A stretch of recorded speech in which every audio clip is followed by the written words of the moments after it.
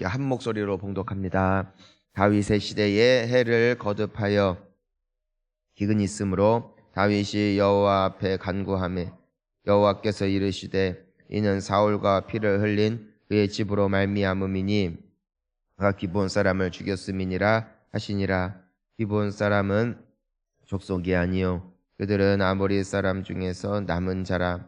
이스라엘 족속들이 전에 그들에게 맹세하였거늘 사울이 이스라엘과 유다 족속을 위하여 열심히 있으므로 그들을 죽이고자 하였더라. 이에 왕이 기브온 사람을 불러 그들에게 물으니라. 다윗이 그들에게 묻되 내가 너희를 위하여 어떻게 하랴? 내가 어떻게 속죄하여야 너희가 여호와의 기업을 위하여 복을 빌겠느냐 하니 기브온 사람이 그에게 대답하되 사울과 그의 집과 우리 사이의 문제는 은금에 있지 아니하오며 이스라엘 가운데에서 사람을 죽이는 문제도 우리에게 있지 아니하니이다 하니라. 왕이 이르되 너희가 말하는 대로 시행하리라. 그들이 왕께 아뢰되 우리를 학살하였고 또 우리를 멸하여 이스라엘 영토 내에 머물지 못하게 하려고 모해한 사람의 자손 7사람을 우리에게 내주소서. 여호와께서 택하신 사울의 고를 더 우리가 그들을 여호와 앞에서 목매어 달겠나이다 하니 왕이 이르되 내가 내주리라 하니라. 그러나 다윗과 사울의 아들 요나단 사이에 서로 여호와를 두고 맹세한 것이 있으므로 왕이 사울의 손자 요나단의 아들 무비보셋은 아끼고 왕이 이에 아야의 딸 리스바에게서 난 자 곧 사울의 두 아들 알모니와 무비보셋과 사울의 딸 메랍에게서 난 자 곧 무올라 사람 바르실레의 아들 아르델의 5 아들을 붙잡아 그들을 기브온 사람의 손에 넘기니 기브온 사람이 그들을 산 위에서 여호와 앞에 목매어 달매 그들 7사람이 동시에 죽으니 죽은 때는 곡식 빼는 첫날 곧 보리를 베기 시작하는 때더라. 아야의 딸 리스바가 굵은 배를 가져다가 자기를 위하여 바위 위에 펴고 곡식 빼기 시작할 때부터 하늘에서 비가 시체에 쏟아지기까지 그 시체의 낮에는 공중의 새가 앉지 못하게 하고 밤에는 들짐승이 범하지 못하게 한지라. 이에 아야의 딸 사울의 첩 리스바가 행한 일이 다윗에게 알려지매 사울의 뼈와 그의 아들 요나단의 뼈를 길라 야베스 사람에게서 가져가니 이는 전에 블레셋 사람들이 사울을 길보아에서 죽여 블레셋 사람들이 벳산 거리에 매단 것을 그들이 가만히 가져온 것이라. 다윗이 그곳에서 사울의 뼈와 그의 아들 요나단의 뼈를 가지고 올라오매 사람들이 그 달려 죽은 자들의 뼈를 거두어다가 사울과 그의 아들 요나단의 뼈와 함께 베냐민 땅 셀라에서 그의 아버지 기스의 묘에 장사하되 모두 왕의 명령을 따라 행하니라. 그 후에야 하나님이 그 땅을 위한 기도를 들으시니라. 아멘. 할렐루야. 난해한 말씀입니다.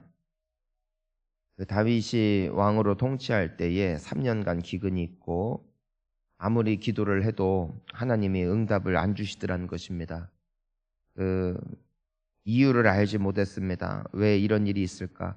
물론 이 3년 기근이라는 말이 뭐 살다 보면은 좋은 날도 있고 좋지 않은 날도 있는 것이 자연의 순리 아니겠습니까? 하지만 성경에서 특별히 이때 기근이 있었다라는 데에는 하나님과 연결이 되어 있고 하나님과 관련되어 있다라는 것을 우리가 다시 한번 주목을 해야 됩니다.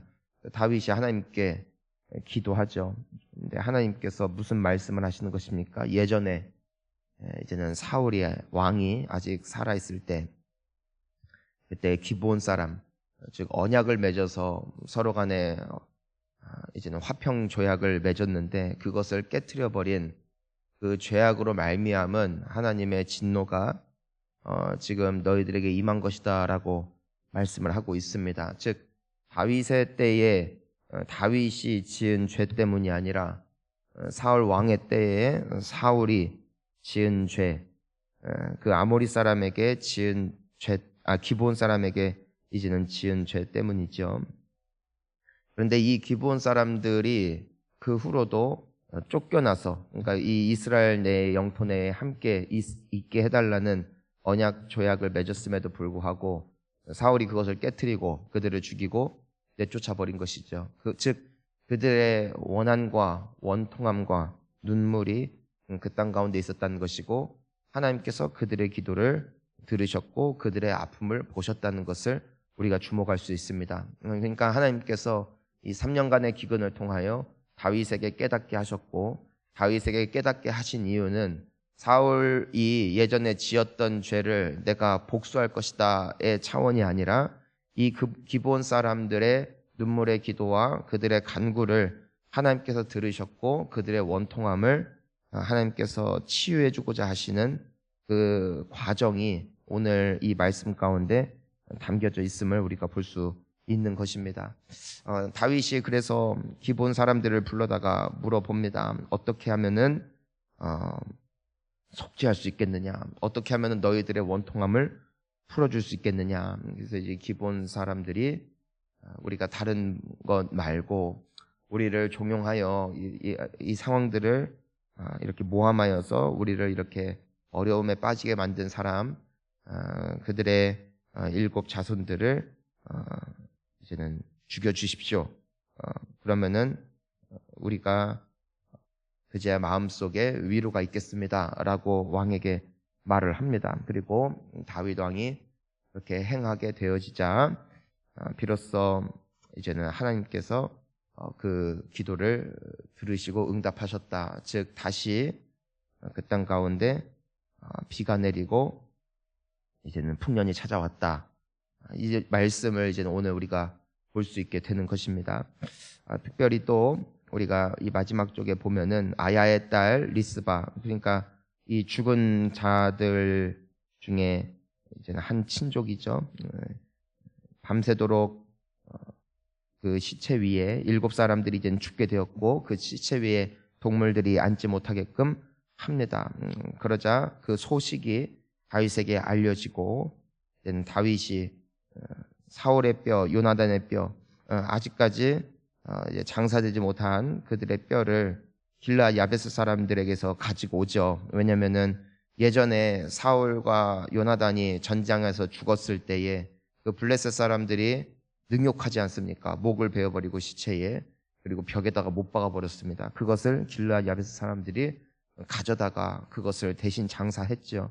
근데 이제는 다윗이 이 사울의 가문에 어찌 보면 다시 한번 찾아온 비극 아닙니까? 지금 7 사람이 또 죽게 되어지고 전에 지었던 죄가 다시 어찌 보면은 잊혀지는 것이 아니라 7 사람의 죽음으로 인하여 사울의 후손들의 죽음을 통하여서 갚아지는 것 아니겠습니까? 그래서 이 요나단과 사울의 뼈를 가져다가 이 아야의 딸 리스바 또 사울의 가문에다가 전달해주고 그들이 장사해 줌으로써 그들에게 위로가 되어지죠. 그 후에야 하나님께서 그 땅을 향한 기도를 들으셨다. 즉 하나님께서 그 땅을 향한 기도를 지금까지 듣지 않으셨다.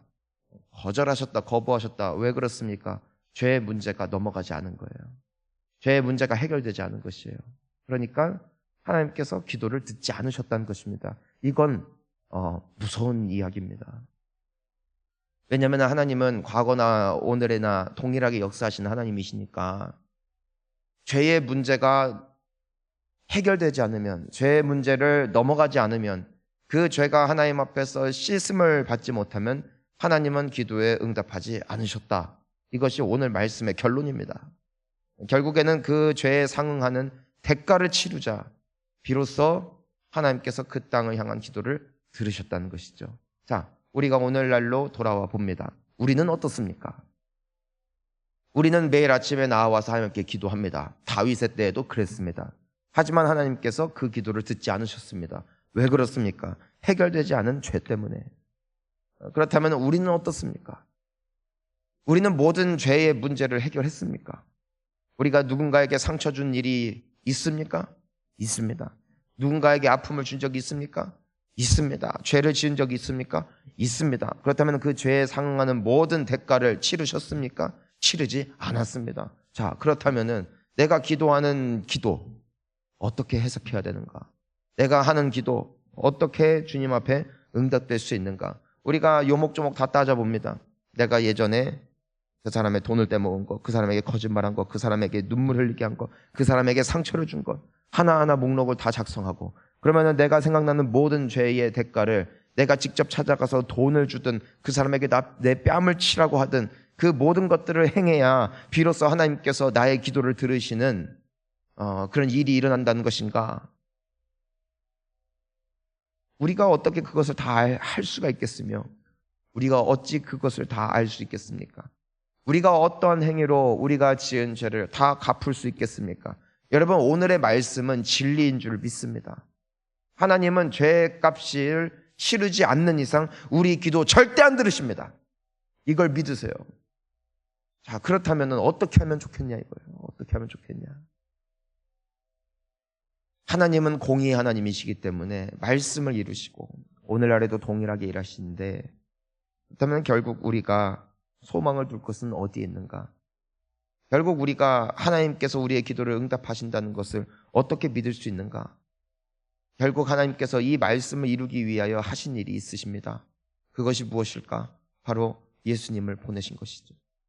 내가 받을 죄의 저주, 내가 행한 모든 죄의 대가를 대신 치르셨던 그 사건이 바로 십자가 사건 아니겠습니까? 우리가 영원토록 십자가를 노래하고 영원토록 예수 그리스도의 은혜를 찬양할 수밖에 없는 이유가 바로 내가 갚을 수 없는 이 죄의 대가를 그분께서 대신 당하셨기 때문이에요. 하나님을 찬양합니다. 우리를 향한 하나님의 사랑을 십자가를 통하여 확증하셨으니 왜 그러한가? 만약에 예수님이 없었다면 우리가 하는 기도 다 허상이에요. 허상. 하나님이 안 들어요.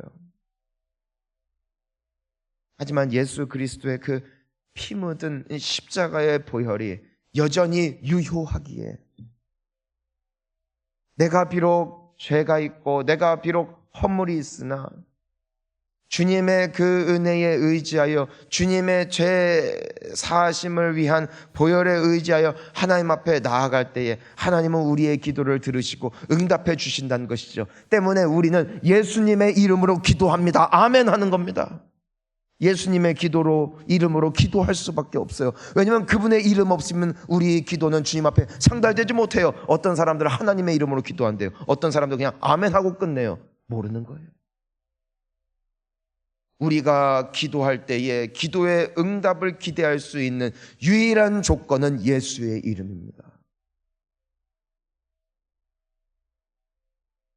그것이 오늘 우리가 볼 수 있는 첫 번째 감사 제목이에요. 자, 그렇다면 우리가 오늘 또한 볼 수 있는 두 번째 교훈이 있습니다. 우리가 보니까 오늘 이 기브온 사람들은 여전히 아픔 가운데 있었다는 것입니다. 자, 원통했다는 것입니다. 사울도 죽었고 이제는 후손들밖에 남지 않은 상황이지만 그 선조가 지은 죄로 말미암아 후손들이 큰 고통을 당하고 있었고, 누군가가 이 상황을 매듭지어 줄 필요가 있었다는 것입니다. 최근에 우리가 여러분들도 아마 뉴스를 통해서 보셨겠지만 그 전두환 씨 그 손자가 광주 내려가서 사죄하죠. 그러자 그분들이 용서하는, 또 자랐다고 안아주는 그 사건이 있었습니다. 즉 물론 뭐 그 이후에 기사를 저는 보지 않았고 그것에 대해서 깊은 관심을 갖고 연구를 한 것은 아니지만, 그 사람들이 왜 위로를 받습니까?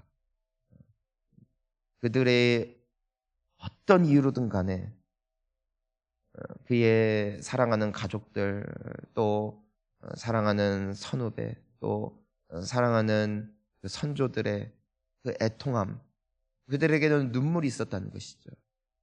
그때 그 광주에서 일어났던 그 사건이 그들에게 있어서는 정말 자자손손 흘러오던 큰 고통이었다는 것입니다. 하지만 누군가가 그 집안에 대표하여 와서 사죄한 것이죠. 속죄한 것이죠. 그러자 넘어간 거예요. 우리가 이걸 기다렸다. 그냥 이거면 족하다라면서 안아주었던 사건이 굉장히 많은 사람들의 그 심금을 울렸던 기억이 우리에게는 있습니다. 우리가 예수님의 말씀도 보면은 너희들이 하나님 앞에 예물을 올리기 전 형제와 다툰 일이 기억나거든. 재물을 그곳에 놓고 급히 돌아가 형제와 먼저 화해하라. 그리고 와서 예물을 드려라. 하나님이 그 예물을 받으실 것이다 하셨어요. 배우자와 다투었다면 해가 지기 전에 급히 화해해라. 하나님 앞에 너희 기도가 막히지 않게 하기 위함이다. 이 동일한 정신을 우리에게 말씀하고 있는 것이죠. 우리는 하나님을 사랑하고 이웃을 사랑합니다. 즉 하나님과의 관계는 이웃과의 관계에 연결되어 있다는 것입니다. 내가 사람과 원한을 맺고 그 사람을 용서하지 않았을 때에 하나님과의 관계가 묶입니다. 내가 그 사람과만 묶이는 것이 아니라 나의 기도가 막힌다는 것이에요. 자, 그렇다면 우리에게 필요한 것이 무엇인가? 예수 그리스도로 말미암아 우리가 먼저 용서를 받은 자, 즉 우리는 은혜로 기도 응답을 받는 사람들이라는 것입니다. 그렇다면 주님이 우리에게 요구하시는 것은 단 하나입니다. 내가 너를 사랑한 것 같이 너도 사랑해라. 내가 너를 그러한 것도 예수의 그 피로 말미암아 사해 준 것처럼 너도 그 은혜를 받은 자답게 그 사람을 용서해줘라. 자, 너가 용서하지 못할 죄가 있느냐? 나도 너 용서받지 못할 죄를 씻어주었다. 그러니 너도 용서받지 못할 죄라 여기는 것을 용서해 줄 때에 내가 너를 받아주지 않겠느냐. 이것이 하나님의 말씀이라는 것입니다. 예수님이 우리에게 비유를 주시지 않습니까? 1만 달란트 빚졌던 자, 1만 년을 일해야 갚을 수 있는 빚을 진 자를 주인이 불쌍히 여기어 탕감해 주었더니 이 사람이 길거리를 가다가 100데나리온 즉 100일을 일해야 돈을 벌 수 있을 만큼의 빚을 진 친구를 만났다는 것이요. 멱살을 잡지요. 돈 갚으라고. 당장 갚을 돈이 없다고 싹싹 빌던 그 사람, 마치 이 1만 달란트 빚졌다가 탕감받은 사람이 왕에게 빌었던 모습과 동일하게 대조됩니다. 하지만 이 사람은 왕으로부터 동일한 그 간청 가운데 용서를 받고 탕감을 받아 이렇게 자유의 몸이 되었는데 이 사람은 뭐 했다는 것입니까? 멱살을 잡았고 비는 그 친구에게 용서를 주지 아니하고 옥에 가두고 그 사람을 아프게 했다는 것이죠. 그 소식이 왕에게 들렸다는 것입니다. 왕이 어떻게 합니까? 그 사람 다시 끌어내라. 너 1만 달란트 다 갚을 때까지 절대 못 나올 것이다. 이것이 예수님이 우리에게 말씀하여 주시는 십자가 정신이에요. 받았습니까? 그럼 우리에게는 책임이 있다는 것이에요. 내가 은혜를 받았습니까? 그렇다면 난 그 은혜를 받은 자다운 책임이 있다는 것이에요. 받았다면 베풀라는 것이에요. 우리는 이 십자가의 정신을 살아내야 할 하나님의 은혜 받은 사람들임을 믿습니다. 여러분 용서 못할 사람 있습니까? 예수를 생각하십시오. 나는 이미 은혜를 받은 사람으로서 나는 사랑에 빚어진 사람. 여러분 결국 우리가 돌아가야 할 곳은 자리는 어디입니까? 십자가의 가치를 퇴색시키지 말라는 것입니다. 십자가의 의미를 우리 가슴 속에 무겁게 받아들이고 주님의 사랑에 늘 감사하며 살자는 것입니다. 내가 여기까지 지내온 것 주의 크신 은혜임을 믿습니다. 내가 용서받아 하나님의 자녀로 일컬음 받는 것, 이것은 공짜로 내가 예수를 그냥 믿었기 때문에 주어진 축복이 아니라 그분이 나를 위하여 고난을 당해 주셨기 때문에 나의 죄를 위하여 대신 얻어 맞아 주셨고 대신 아파 주셨고 대신 고통을 받아 주셨기 때문에 내가 이 자리 가운데 있다라는 것. 그렇다면 우리도 그런 은혜를 받은 자답게 그 사람들 때문이 아니라 하나님 앞에 사는 것이죠. 하나님 앞에 그렇게 살아내는 것. 이것이 우리가 살아내야 할 성도의 귀한 모습임을 믿습니다. 사랑하는 성도님 여러분, 때문에 우리 기도는 응답받습니다. 예수의 이름으로 우리는 용서하심을 받았고 주님을 찬양합니다. 하지만 이 구원의 효력을 더욱더 우리의 인생 가운데 풍성하게 합시다. 여러분, 오늘 하루를 살아가며 사랑하십시오. 용서하십시오. 덮어주십시오. 저 인생만은 내가 절대 못 거둔다. 그러한 죄를 사하신 예수님의 얼굴 봐서라도 용서해 줍시다. 봐줍시다. 안아줍시다. 사랑해 줍시다. 멋진 우리 주님 닮은 우리 은혜 받은 자다운 귀한 하루 되실 수 있기를 축복합니다. 함께 기도하시겠습니다.